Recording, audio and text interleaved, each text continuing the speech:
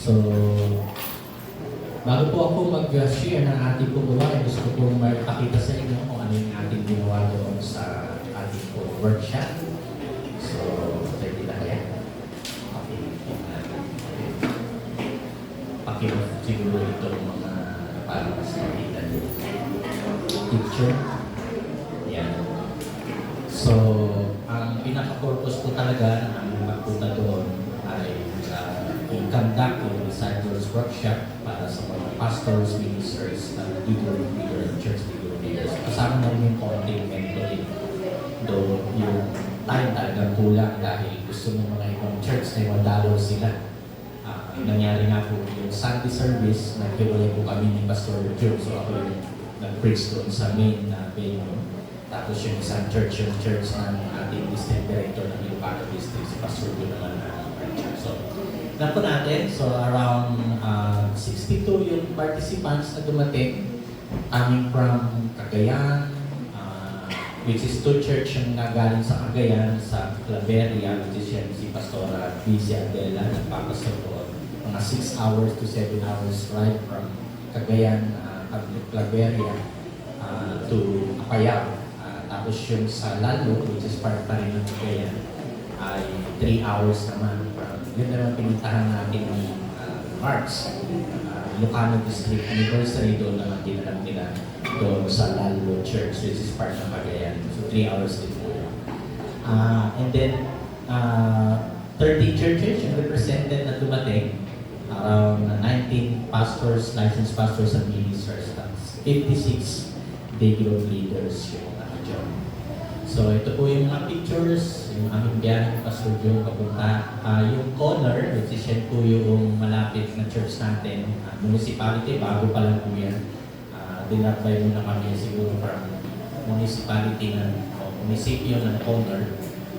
Papunta doon sa church na venue natin sa yan, corner na yan, 5 minutes ride lang sa lapit lang. And then ito po yung first day natin, ang gabi po natin sinimulan. So, yung isa ng favorite po dyan sa pride party natin, senior pastor dyan sa corner at Payag Church.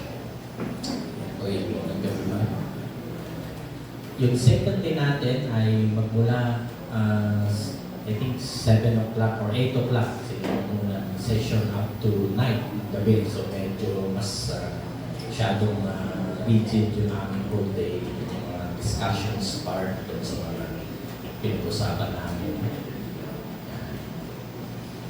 So, ito po naman ay, actually marami pang hindi naka-join dyan dahil yung mga iba ay busy sa kusina. Lunchtime po yun ng second day, yung picture taking.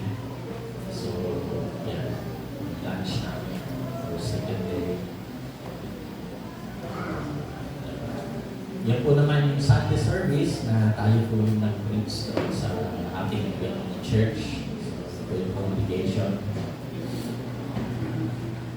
Tapos ito naman yung mga kapatiran doon sa church na ito, sa corner. Ito po naman yung last day, which is the third day, hapon ng Sunday. So, nagkaroon tayo ng reset ng CPTP culture. At maganda po siya ng mga dalawang video. At ito na yung mga ginagawang action plan doon sa mga ginawa namin workshop. So, ibang church group kasama-sama sa kanilang pagpaplano paano nila i-implement sa kanilang church yung aming ginawang workshop.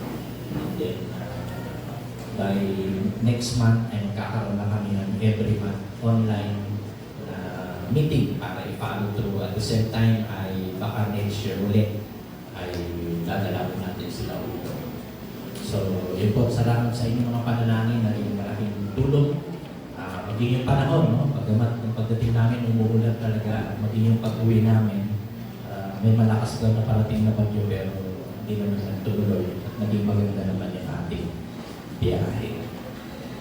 Okay, to review yung ating pong last Sunday, preaching ko ni Jonah, which is may mga ilang part po tayo rin dadaanan dito sa ating topic for today. So, ang banal na Espiritu, lalo sa bagong tipan, makikita natin yung ginawa niya, particularly sa church, the early church, enabling guidance, yung empowering, at saka yung pag-encourage sa kanila, magiging courageous sa pag-preach because of the word ng Holy Spirit. At isa sa mga dapat nating maunawaan, which is part ng application doon sa preaching na Sunday, ay yung ang banal na Espiritu talaga ay nag-i-empower sa atin, sa ating pamumuhay sa araw-araw. Maging yung paglago at pagbabago, yun po yung magandang dapat sa atin din. Hindi natin pwedeng ihiwalay na ang banal na Espiritu yan ang isang gagawin niya po sa atin. Yung growth natin spiritually at yung mga transformation na magaganap sa ating pamumuhay. Maging yung guidance at yung discernment. Kaya nga po, kapag ikaw ay Christian, alam mo kung yung, lalo na kung particularly kung ito ba'y gawa ng kaaway, o kaya yung mga bagay na dapat mong gawin na tama, lalo yung mga decision making, which is the guidance and discernment. The Holy Spirit will lead us to guide us into all truth. Empowerment as far as your ministry sa ating mga gawain. Makapansin niyo po kapag ikaw ay mas lalong naging malapit kay Lord at alam mo yung kaloob na ipinagkatiwala sa iyo at ginagamit mo yan, the more that the Lord will empower you para magamit yung sa ministry in particular. Maging yung panahon na kailangan natin ng comfort and assurance if we are in a struggling situation at mga bagay na mahirap natin minsan unawaan sa buhay, even the assurance that the Lord is with us ay ang banal na Espiritu tumutulong. And then of course, yung ating pong relationship sa Panginoon, yung daily walk natin, the Holy Spirit will cultivate any particular words or yung mismong mga pangungusap ng Lord sa atin so that we could really understand and follow the Lord sa ating mga buhay. So with that, ay pwede natin titignan na maging doon sa ating pong kapanahunan ngayon at sa mga future pa na ating paglalakbay, ay ang banal na Espiritu ay kumikilos sa panahon na tayo una ay nang nakaranas po tayo ng kaligtasan. Palinaw po na yung banal na Espiritu kinuntik po tayo para lumapit sa Panginoon at magkaroon talaga ng salvation. Mababasa niyo po yan sa John 16 verse 7 to 8. Sabi po dyan, "Nevertheless, I tell you the truth. It is expedient for you that I will go away." It's the time na si Jesus Christ ay nagpapaalam, "For if I go not away, the Comforter will not come unto you. But if I depart, I will send him unto you." And when he comes, doon sa verse 8 ng chapter 16, he will reprove the word of sin and of righteousness and of judgment. So yun po yung conviction. Kaya maging hanggang ngayon, kung mayroon ka nagagawang pagkakamali o kasalanan, kung hindi ka na nakukonvict ng banal na Espiritu, baka nga totally lumalayo ka na talaga at hindi mo na pinapakinggan yung pangungusap ng banal na Espiritu sa buhay mo. Pero I still believe that if you fail, halimbawa meron kang ginawa na intentional man yan or intentional na kasalanan, alam ko ang banal na Espiritu ay magkukonvict sa atin para tayo ay either to repent and go back to the Lord upang sa ganoon ay magawa pa rin natin yung dapat. So yun po yun. And then He drew us to the Lord or to Christ, which is siya naman po ang malimit na kanyang ginagawa. Tulad ng ating sinasabi, bakit kailangan natin pag-aralan ang banal na Espiritu, ang kanyang ginagawa, ay maging yung kanyang pagkilos para tayo mapalapit kay Lord. Yung awit natin na huli kanina, yung presence ng Lord, yung presence ni Jesus Christ is enough that could draw us to Him and really do the worship that is in spirit and in truth. Sinasabi nga ng 1 John 5, 6 to 7, this is that we came by water and blood, even Jesus Christ, not by water only, but by the water and blood, and it is the Spirit that beareth witness, because the Spirit is truth. So I think wala ata ng mga verses po yan na ibigay. And at the same time, yung tinatawag nating regeneration, so mamaya explain natin yan, at yung mga katumbas pa na ginagawa ng banal na Espiritu sa ating Christian life. Kapag sinabi natin regeneration, ma-explain po natin yan. Pero may sinasabi po dyan sa John 3 verse 5, Jesus answered, "Verily, verily, I say unto thee, except a man be born of water and of the Spirit," or the Spirit, he cannot enter the kingdom of God. Then verse 6, "That which is born of the flesh is flesh, and that which is born of the Spirit is Spirit. So, ibig sabihin lang, ang Holy Spirit ay patuloy na nagbibigay sa atin ng panibagong buhay at yung word na regeneration. At ang mahalagang part din po dito, yung ginakawanan po ng Espiritu sa atin, siya po ay mismong nananahan sa atin, yung dwelling within na sinasabi. Ang Bible sa John 14 verse 17, the Spirit of truth, whom the world cannot receive because it saved him not. Sa King James Version po kasi yung nailagay kong po dito, pero wala po dyan sa slide. Neither knoweth him, but ye know him, for he dwelleth within you, and shall be in you.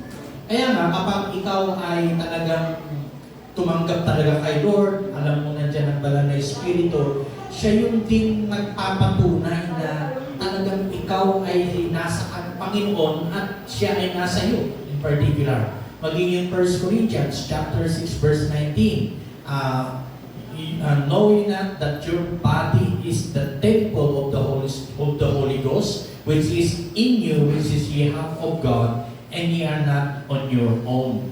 Ang mahalaga po dyan na yung pati ating mga physical body ay talagang dapat ay magiging isa siyang nakatalaga kay Lord sapagkat nananahan ng banal na Espiritu po dyan.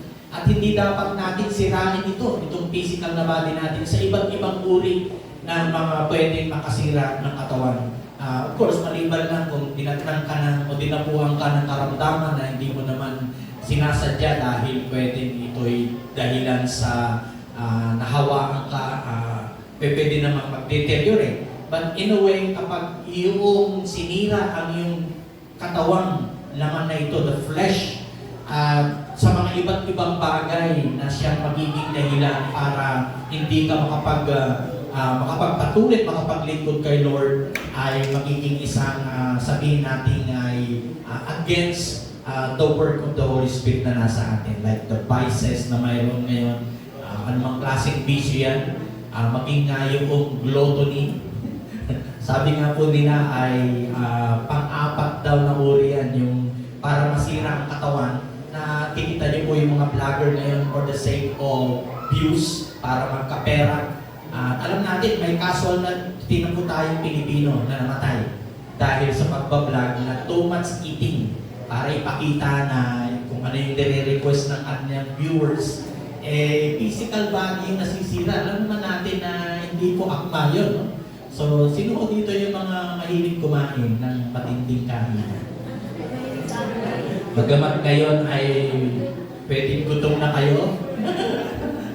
So, ibig sabihin yan, kung mabusog natin ang ating spiritual at yung physical naman ay balancing tamang diet, kahit pa paano, mag-glorify natin ang Lord sa ating mga katawang lupa. And of course, magagamit natin sa ating mga paglilingkod. At yun po'y magandang dapat natin isipin at ilagay din sa ating pong discipline ng ating pong pamumuhay. Sa katotohanan po, ang mundo pong ito, maraming ino-offer para yung ating physical na body ay pwedeng masira sa iba't ibang uri. Pero hindi po yan ang purpose ng Lord, itong kung saan ang banal na Espiritu ay nananahan sa atin. Dapat ingatan din po natin yan at magamit natin itong physical na katawan na ito para mag-glorify natin ang Panginoon. Not only that, yung work pa ng Holy Spirit is siya po yung nagbibigay ng assurance. Sinasabi ng 1 John chapter 3 verse 24, and he that keepeth his commandments dwelleth in him, and he in him, and hereby we know that he abideth in us. By the Spirit which is he hath given us, which is yung pagpapatunay that the Spirit is the assurance that he will always be with us. Siya rin po yung nagbibigay ng establishment para tayo ay maging maging malapit sa ating Panginoon, and then the anointing that work in us so that we have the assurance that everything that we do is for His glory.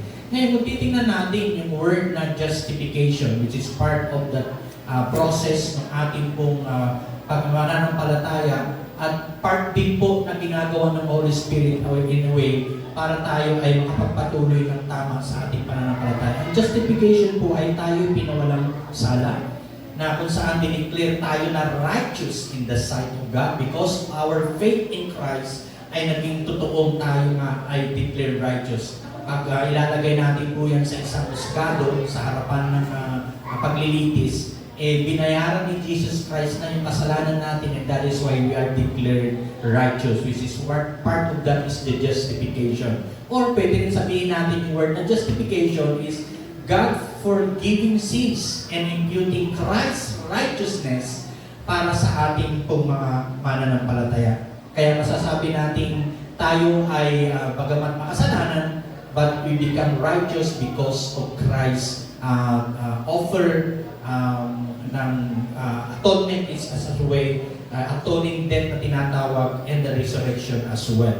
Nagpapakita rin yung justification ay tayo po ay dapat mamatay at mapako doon sa krus, but because of Christ's word ay kinuha po niya yun at naging siya ang substitute na sa'yo namatay para sa atin.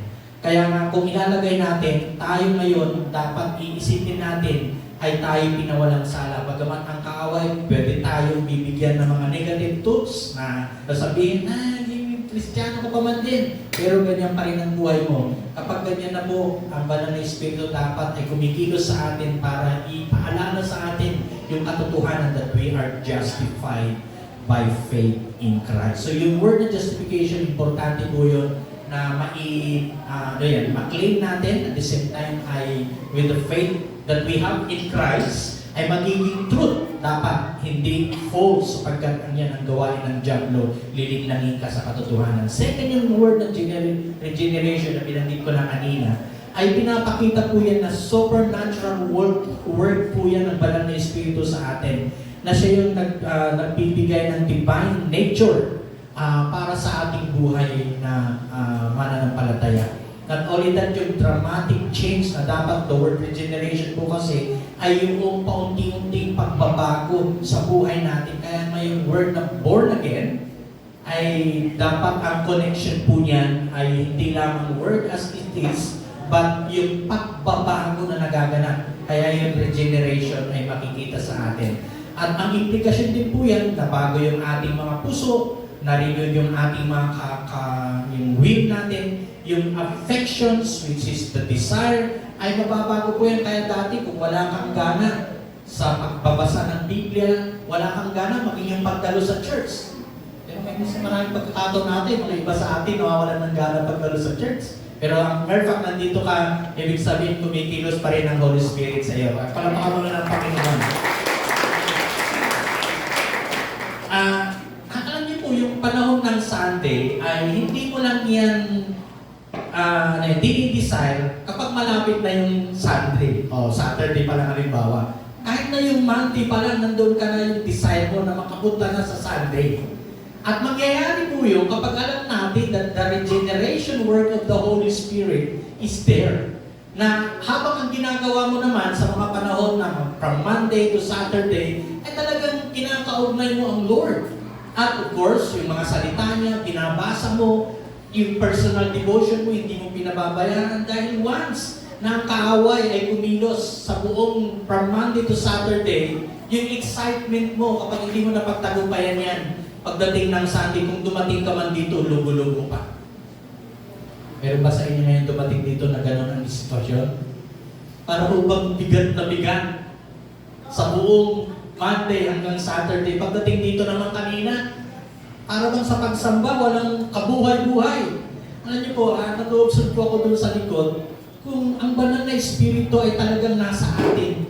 Yung mga lyrics ng song, pag nakaintindihan po natin yung nilalaman niya, kakaiba ho yung expression natin with an open heart to worship the Lord in spirit and in truth. Pero kapag dumating ka dito na wala man ng kabuhay-buhay, dahil from Monday to Saturday, nag-struggle ka, hindi mo na pagtagumpayan yung kaaway, pagdating mo dito kapag wala pa rin yung buhay ng banal na Espiritu, para bang dry ang tinasabi natin na ang pagsamba naman talaga ay dapat hindi magiging dry dahil ang banal na Espiritu na kumikilos sa atin ay siya rin dapat kumikilos sa mga panahon ng ating pagsamba.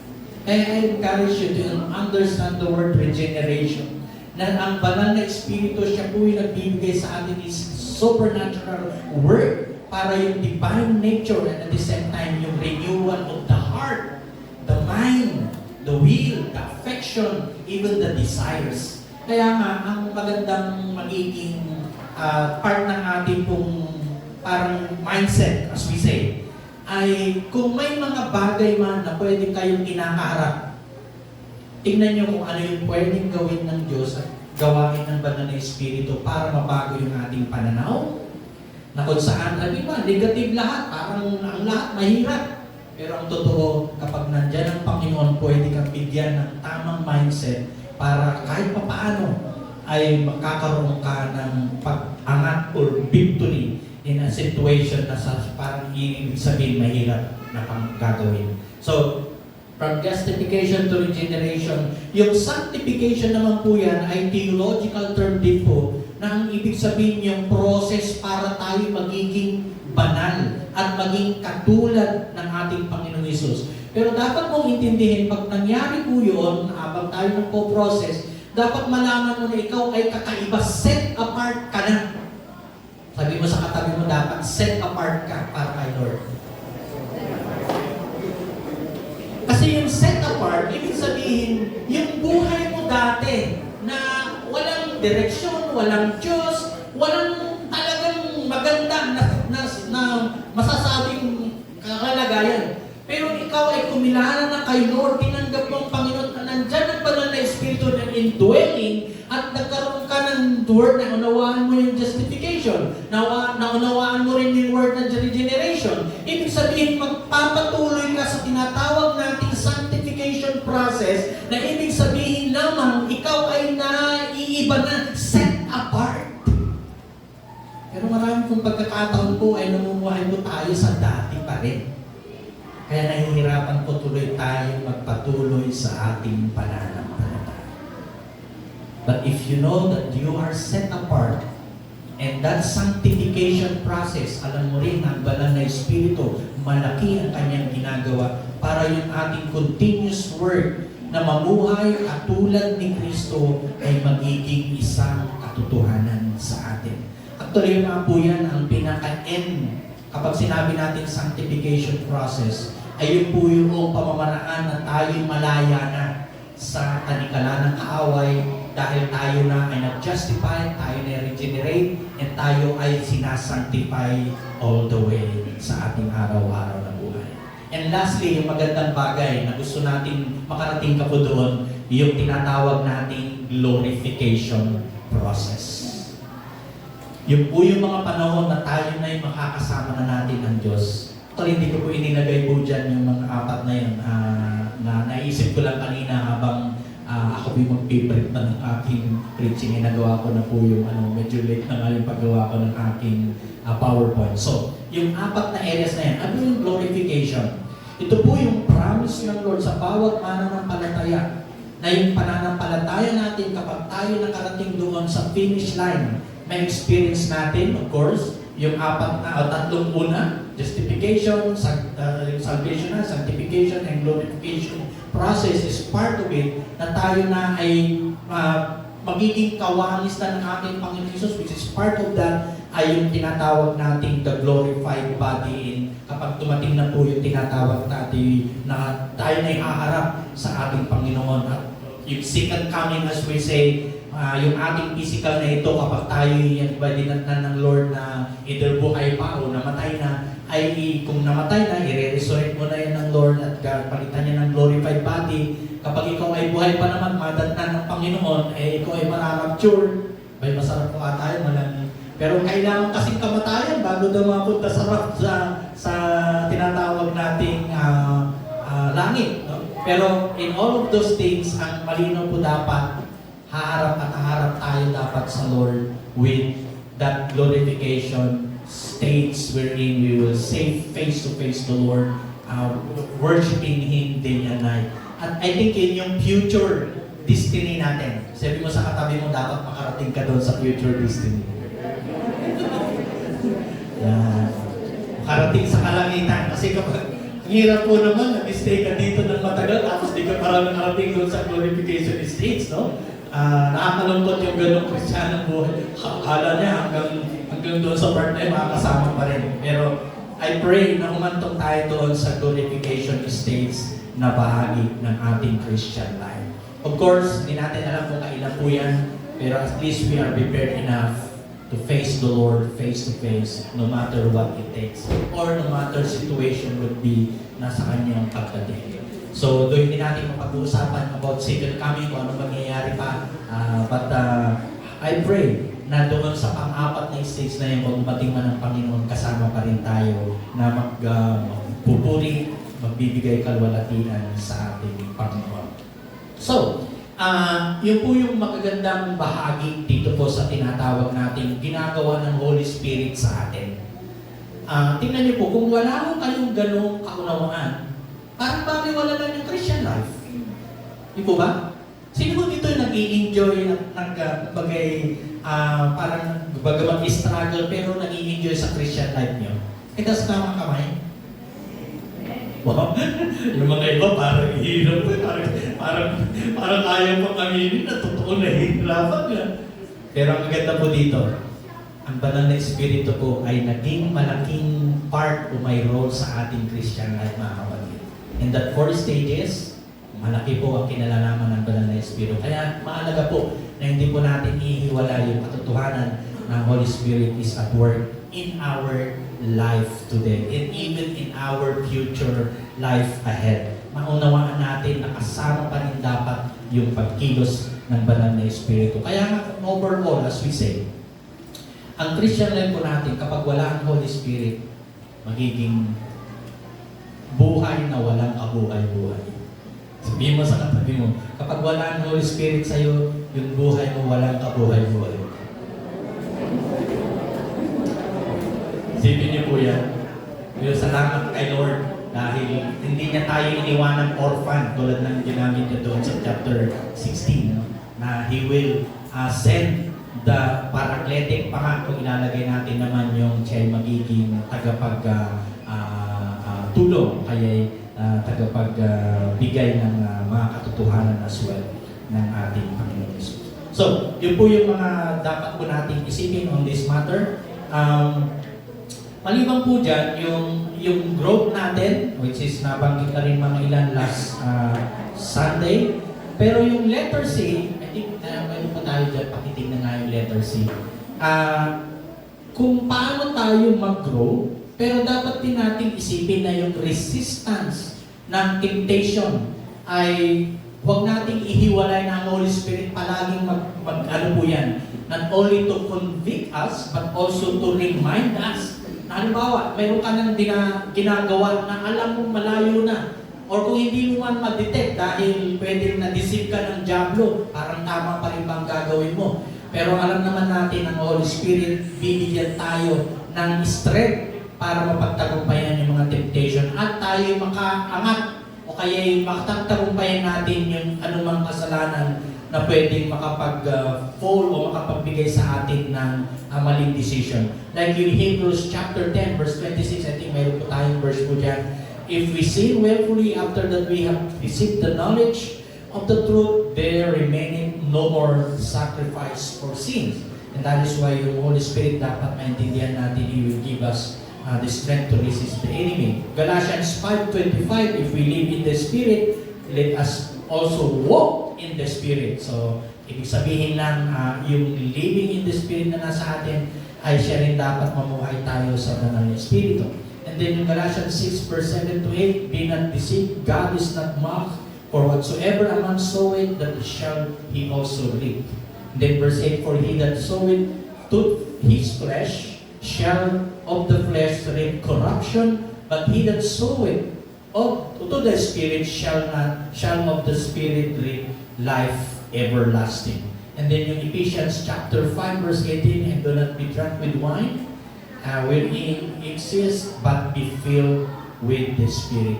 So I think yun yung pinapakita lang po dito ng banal na Espiritu rin, tumutulong sa atin sa panahon na tayo ay may hinaharap na temptation. He will give us the power to resist and live above sa anumang kasalanan na pwedeng magpabagsak po sa atin. Ngayon, tingnan mo natin yung isa sa mga issues din na kapag pinag-usapan ng Holy Spirit, ay yung blasphemy o yung paglalapastangan sa banal na espiritu.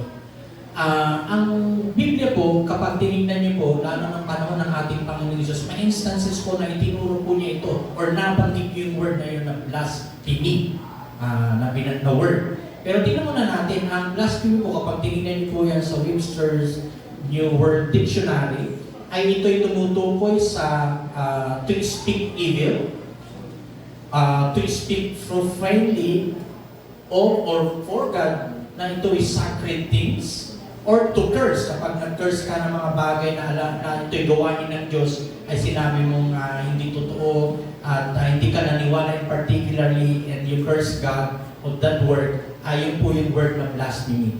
At sa Matthew chapter 12, verse 22 to 32, ito po yung instance na nagpagaling ang ating Panginoong Yesus. Pero yung mga Pharisees, particularly, na alam nila patungkol sa kung ano yung gawain patungkol sa Diyos, alam din nila patungkol sa Torah, alam din nila na kapag yung, kasi ang pinag-usapan po dyan ay si Kristo ay kanilang sinabihan na siya nagpalayas sa pamamagitan ng Beelzebub, yung evil na tinatawag. So, basahin ko natin yung mga passages na ito sa chapter 12 ng Matthew, verse 22 to 32. Tingnan po natin, verse 22, dinala noon kay Jesus ang isang lalaking bulag at pipi na sinasapian ng demonyo. So, bulag na nga, pipi pa, at the same time sinasapian pa ng demonyo as description po dito. Pinagaling siya ni Jesus, kaya siya'y nakakita at nakapagsalita. Tingnan niyo yung situation, ano? Namangha ang lahat at sinabi nila, ito na kaya ang anak ni David. So, parang kumbaga nakita nila yung himala, pero mayroon silang mga kaisipan, double thought, at mga iba't ibang haka-haka. And then verse 24, nang marinig ito ng mga Pariseo, so the Pharisees, sabi nila, nagpapalaya siya ng mga demonyo sa pamamagitan ng kapangyarihan ni Beelzebub. At pinuno ng mga demonyo. So yun po yung pananaw ng mga Pharisees at the time pag sinabi natin yung pangalan ng Beelzebub. Subalit alam ni Jesus ang kanilang iniisip, kaya sinabi niya, ang bawat kahariang naglalaban-laban, ang mga mamamayan ay babagsak. At alingmang bayan o sambahayan sila ang naglalaban ay mawawasak. Verse 26, kaya kung si Satanas ang nagpalayas kay Satanas, kinalaban niya ang kanyang sarili. So matindi ko yung explanation ni Jesus Christ dito doon sa mga pananaw ng mga Pharisees. And then verse 27, kung ako'y nagpalayas ng mga demonyo sa kapangyarihan ni Beelzebub, sa kaninong kapangyarihan naman nagpalayas ng demonyo ang inyong mga tagasunod? Okay? Ang ginawa nila ang magpapatunay na maling-mali kayo. Verse 28, ngunit kung ako'y nagpalayas ng mga demonyo sa kapangyarihan ng Espiritu ng Diyos, napanggit po yung ano na yan, ano? Nangangahulugang dumating na sa inyo ang kaharian ng Diyos. Then verse 29, hindi mapapasok ang bahay ng isang taong malakas kung hindi muna siya gagapusin. So gumamit po siya ng analogy po dito sa part na ito. Kung magagapos na niya, saka pa lamang maluluuban ang bahay iyan. Then verse 30, ang hindi panig sa akin ay laban sa akin, at ang hindi ko kasamang mag-ipon ay magkakalat. Then verse 31, kaya sinabi ko sa inyo, magpatawad ang anumang kasalanan at paglalapastangan. Ngunit hindi patatawarin ang paglalapastangan sa Espiritu Santo. So ito gamit po ng ating Panginoon Yesus. At sino man magsalita laban sa anak ng tao ay patatawarin. Ngunit sino man magsasalita laban sa Espiritu Santo ay hindi patatawarin, maging sa panahong ito at panahong darating. Dito nagkakaroon po ng tinatawag nating a debatable issue regarding this. Ibig sabihin ba, at that time, itong mga Pharisees na kausap ng ating Panginoon Yesus ay tinukoy niya na yung kanilang ginawa ay paglalapastangan sa banal na espiritu.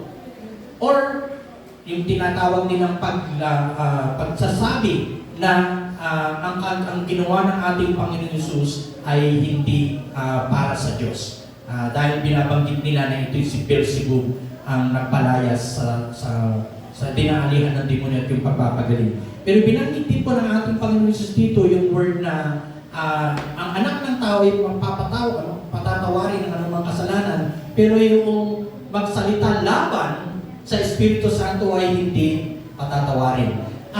May unawaan muna natin yung konteksto at that time, kung bakit nabanggit yung word na yun. Dahil itong mga Pharisees in particular, alam naman nila ang patungkol sa Torah, as far as yung kung sino yung Diyos. At alam din nila na mayroon talagang kumikilos na Panginoon sa kanilang kapanahonan, pero pagdating po dito kasi, hindi nila matanggap si Jesus Christ, na siya yung anak ng Diyos, na gumagawa ng himala at this point of time. And that is why, pinokos po ni Jesus Christ sa kanila yung tinatawag nating word na yung kanilang paglaban o pagsasalita sa banal na espiritu ay hindi sila patatawarin. Doon may binanggit din po kasi dito na maging yung panahon na ito at panahon darating. So, medyo yung part na yan ay pinag-uusapan nila na ibig sabihin, pwede pa rin bang mangyari ngayon na kapag mayroong ginagawa ang Diyos na alam mong ito ay totoong talagang Diyos ang pinanggalingan, pero pag sinabi mong yan ay hindi gawa ng Diyos, at lalo't nilait mo yung word na ibang salita kasi sa paglapastangan o yung panglalait sa banal na espiritu, ay pinag-uusapan din po ba yan sa panahon natin ngayon? O baka nga, sa mga pagkakataong Diyos na ngayon kumikilos, ikaw ay nagdududa pa, nire-reject mo pa na yung Diyos ay kumikilos, at pinatutuhanan mo pa nga na iyan ay para sa kaaway o ang diablo.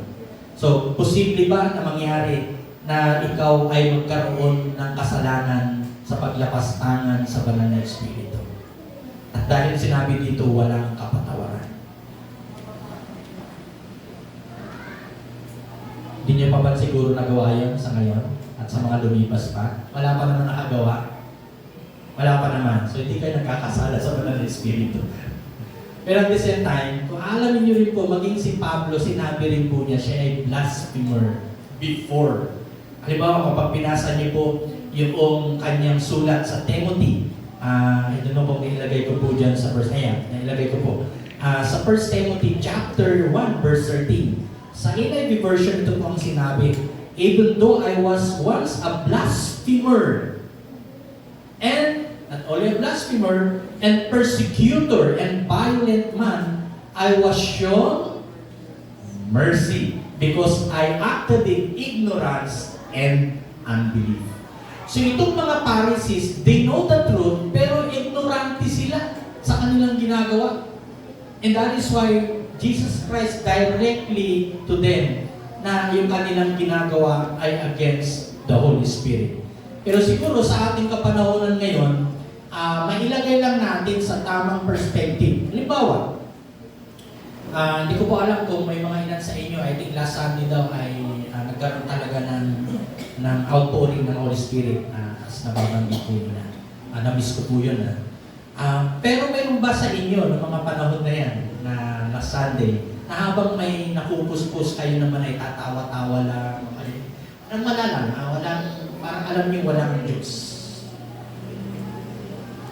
O nire-reject niyo mga kung sakasakali ang kilos ng banal na espiritu.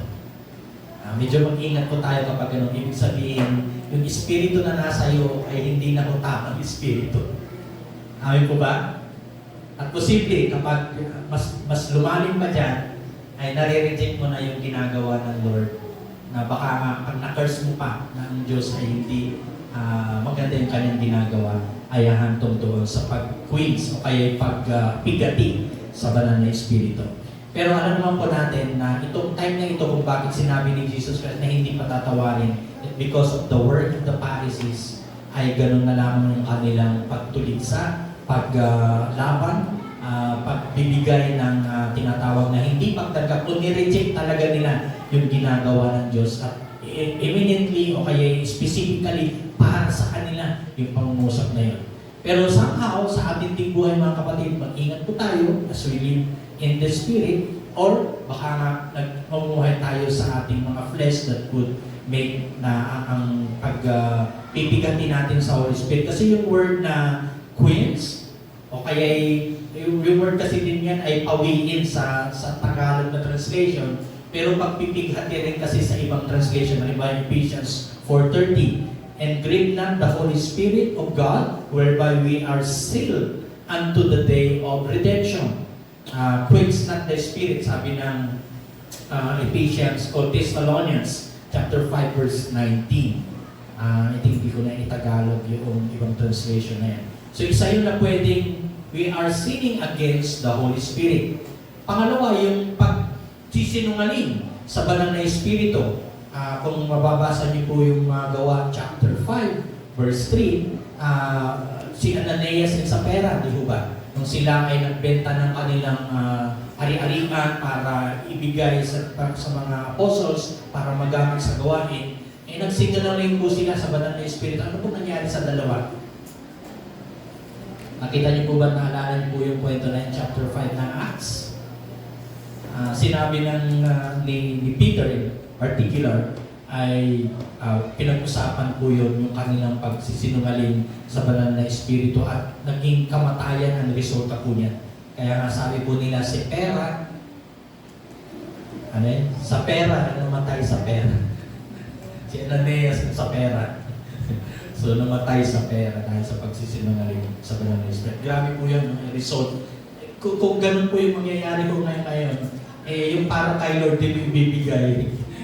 Tapos, kakalabitin ka na ng Spirit, dead ka. Buti na lang po yung biyaya ng Diyos kahit hindi ka nagbibigay ng iyong tithes. Kung sakali yung mga pagkakataon, hindi na ako pagbigay ng tithes. So, hindi naman ako namawansin dyan sa inyo. Kundi, pinapakita ko lang yung effect at the time as far as they lied to the Holy Spirit. Isa pong kasalanan yun that caused death of this couple. Parang titignan nyo, ba't sinunod pa yung kwento na yan? Kasi at the time, after that, kung ano nangyari dyan? Grabe yung takot ng mga mananampalataya. Kasi alam nila, ang Diyos talaga yung kumilos po dyan at binanggit nga po ni Peter na yung kamatayan naging result po ng sitwasyon na yun.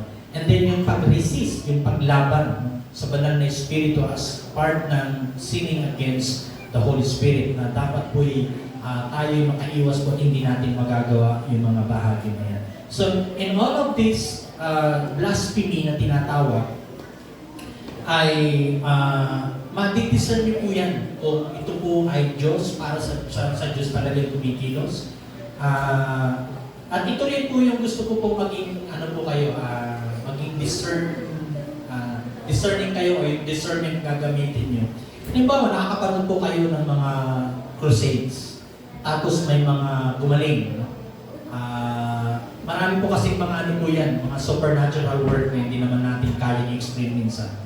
Ang palagi lang natin isipin ay ganito. Ang Diyos, kahit sa anong kaparaanan, kumikilos siya. Nang wala tayong pagdududa, nang wala tayong kakayanan para i-control. Lalo yung papagaling, yung signs and wonders and miracles. It is the work of God will always appear. Kaya dapat hindi natin pwedeng ikahon. Pero ang magandang bahagi naman po dyan, halimbawa, maganda rin tignan na kapag halimbawa yung pinagaling na tao, ay nakita natin din yung pagbabago. Kasi nga naman, kung pinagaling siya, physical na kagalingan, tapos bumalik ulit sa bisyo para doon masira yung katawan ulit, di medyo questionable po yun. Tatanungin natin kaagad, ito ba talaga yung nakaranas ng himala ng Diyos? O dahil lang doon sa pangyayaring yun, and then after that, nawala naman talaga siyang pagsunod sa Panginoon. Pwede naman mangyari po yun. Yung mga namaatin na mga crusade, di ba, hindi naman lahat po yan ay Christian. So, kung may Christian mga halimbawa, sabihin natin, siyempre may mga iba't ibang karamdaman din na hindi accepted, as we say. Kasi nga po, yung physical body natin ay meron po mga pwedeng maging dahilan para magkaroon ng karamdaman. Pero ang overall, and anytime that the word of God is immanent, ibig sabihin makikita o ma-observe niyo po, huwag po kayong magiging, tawag natin dyan, ema na may masabi. kundi discern niyo po, this is the word of the Lord, let it be. Do it, Lord, for your glory. Huwag niyo pong hadlangan. Halimbawa kayo rin gagamitin ng Lord. Pinag-pray mo kayo. Huwag niyo pong limitahan kung ano yung pwedeng gawin ng Lord sa inyo. Amen po ba? Kasi hindi naman gift ko yung pagpapagaling pastor. Hindi na ako magpempre sa may sakit. Huwag po. Kasi ano po ang Lord? Pwede na tayong gamitin sa iba't ibang kaparaanan na hindi natin kayang kontrolin ang pagkilos ng Lord sa atin. Ibig sabihin, let it be. Kung nililid ka ng Holy Spirit na ipag-pray yan, siyempre alamin mo rin kung ito ay pamamaraan ng Lord. Kasi baka nga dahil gusto mo lang mapagaling yan, dahil pag gumaling ay mapapalapit kay Lord, which is maganda rin sana. Pero kung ang purpose mo lang ay makasariling pag-iisip, alisin mo po yun. Dapat mapalitan ng tamang perspective. Like, kung ito'y gumaling, ang prayer mo ay talagang maging mas malapit siya kay Lord, hindi makakapabalik sa ulit ng buhay na masama.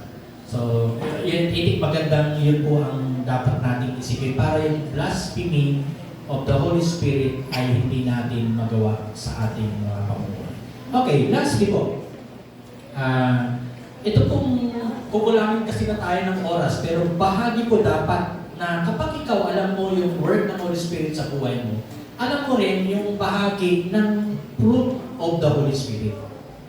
Amen? So basahin po natin yung Galatia sapagkat doon po binanggit ni Pablo at ito yung mahalagang part din na sa buhay natin ay makikita. Pakisabi mo sa katabi mo, may fruit ka ba ng Holy Spirit ngayon? O baka nalaglag na? Nalaglag na ba? Jackfruit. Tingnan natin yung verse po na yan. Sa English version muna, sabay-sabay natin basahin. Sa, I think, NIV version, 1, 2, 3. But the fruit of Spirit is love, joy, peace, forbearance, kindness, goodness, faithfulness, gentleness, and self-control.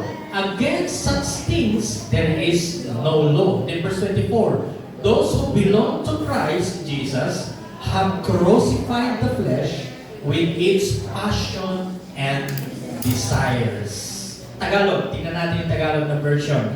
Subalit, ang bunga ng Espiritu ay pag-ibig, kagalakan, kapayapaan, pagtitiyaga, kabaitan, kabutihan, katapatan, kahinahunan, at pagpipigil sa sarili. Walang batas laban sa mga ganito. Sa magandang balita, Biblia na salin sa Tagalog na version. Ngayon,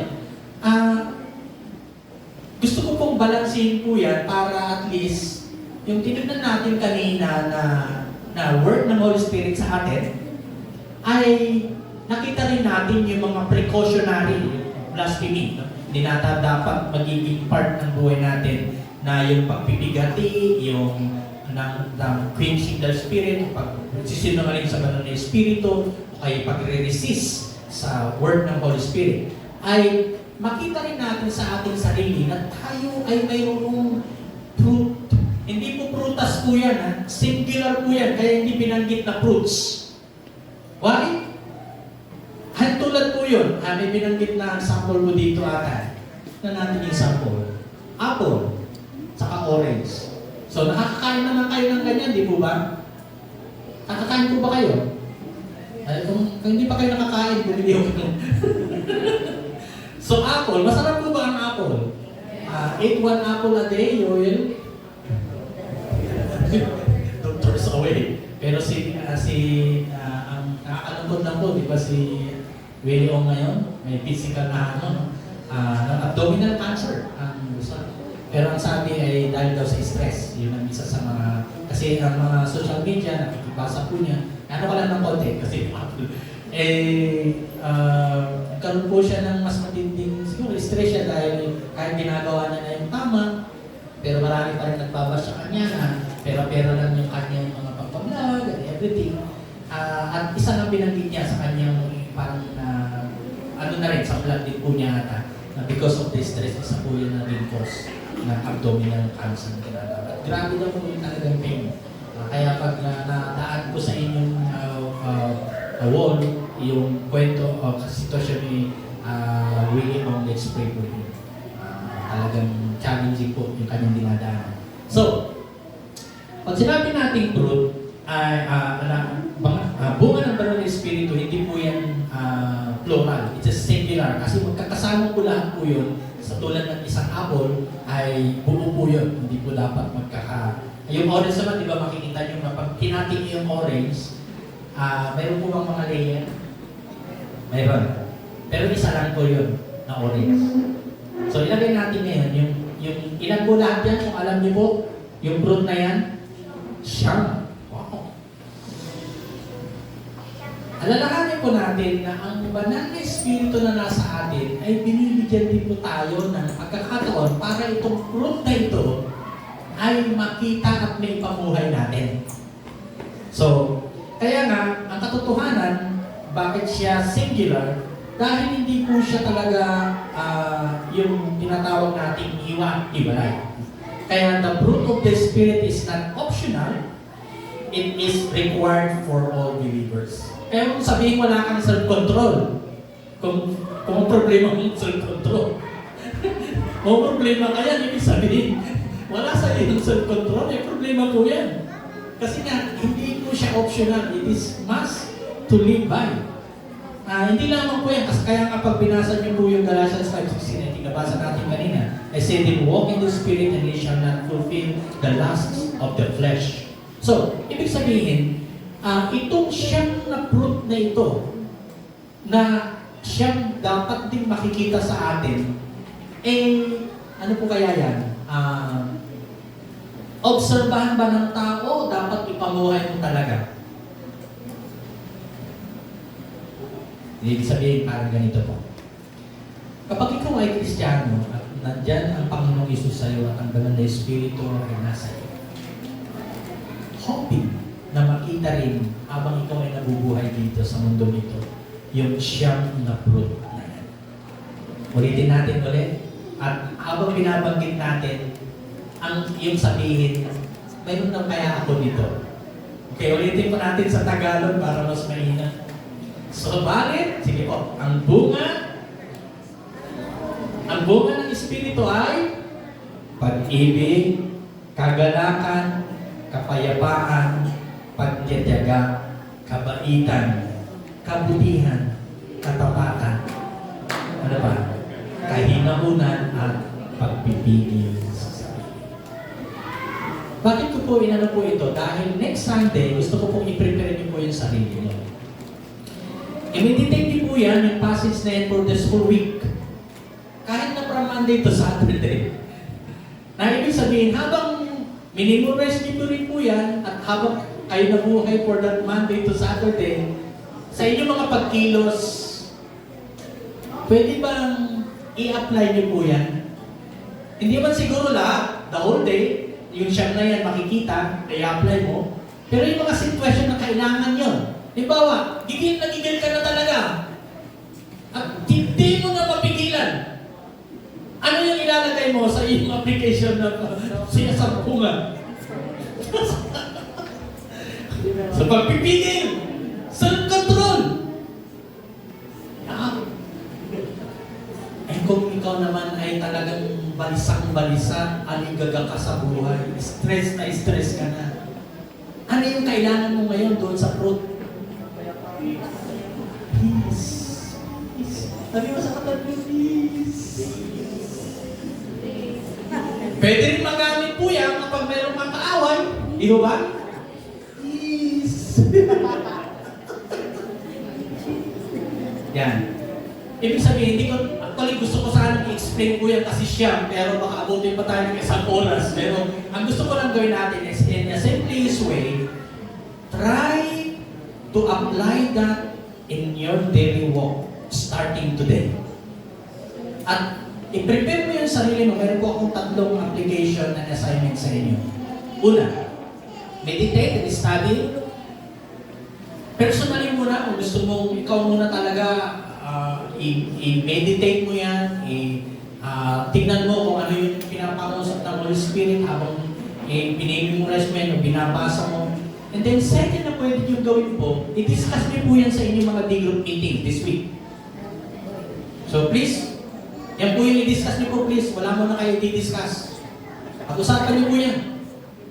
Okay? Mag-participate ko po kung pag ikaw ay kasama sa day group, men, women yun, tatay man yan, young teens, young pro. Mag-participate ka po, i-share mo kung ano yung within that day. Halimbawa, ay, alam mo, tutuwa ako dahil na-apply ko yung isang prutas. Sa fruit ng Holy Spirit. So, i-share niyo po yan sa group. Mag-enjoy po kayo how you do it. Sabihin mo rin naman, ay, naku, nalaglag yung self-control sa akin itong araw na ito. Grabe, di ko mapigilan. Share mo rin po yan, maging totoo ka rin. Amin po ba? Maging totoo ka. Baka mamaya pipikehin mo pa, magsisinamaling ka pa, no? So, ayan. Tapos yung pangatlo, as you prepare yourself for the coming Sunday, gusto ko po, dahil ang topic po natin yung how to receive the Holy Spirit. O, ilagay natin siguro yung baptism of the Holy Spirit. Hindi ko kayo kinokondisyon as we say, kasi baka kinokondisyon ka rin po. Gusto ko pong i-apply niyo po muna itong pinag-aralan natin. Though hindi ko na inisipay yung mga pwedeng kahulugan po ng 9 fruit na yun, ay i-prepare niyo po yung sarili niyo. If you could come with an open heart, either beginning from Monday, and then pagdating sa Sunday, ready ka na talagang, Lord, gusto ko ma-experience kita ulit. Kung may mga pagkakataon, dry na ka in a way of your spiritual life, gusto mong ma-revive. I think even kahit na hindi darating ang Sunday, pwede mong maranasan naman yun, yung kilos ng Holy Spirit. So, pero ang gusto ko lang makita, as individually, magkaroon talaga ng discipline as you apply this fruit na binanggit natin and meditate upon it. Hindi pagdating sa Sunday ay ready ka enough na hindi ka magiging hadlang sa anumang kilos ng Holy Spirit sa Sunday. Dahil ayaw naman natin na ma-enjoy mo lang, maging mga kapatiran also will be blessed as we come to the Lord and of course experience the work of the Holy Spirit. So yun po yung aking assignment po sa inyo for this message, and praying na tayo samahan ng Panginoon para ating po ma-experience muli yung Holy Spirit. Alam ko po, nag-start po tayo ng ating experiencing God retreat, and then yung first Sunday natin, yung last Sunday talagang alam ko, ang Holy Spirit ay patuloy na kumikilos. Pwede pa siya na kumikilos sa atin. At even after pa na itong series natin. Amen po ba? Amen. So, magpalain po tayo ng Panginoon and praying that we'll continue our spiritual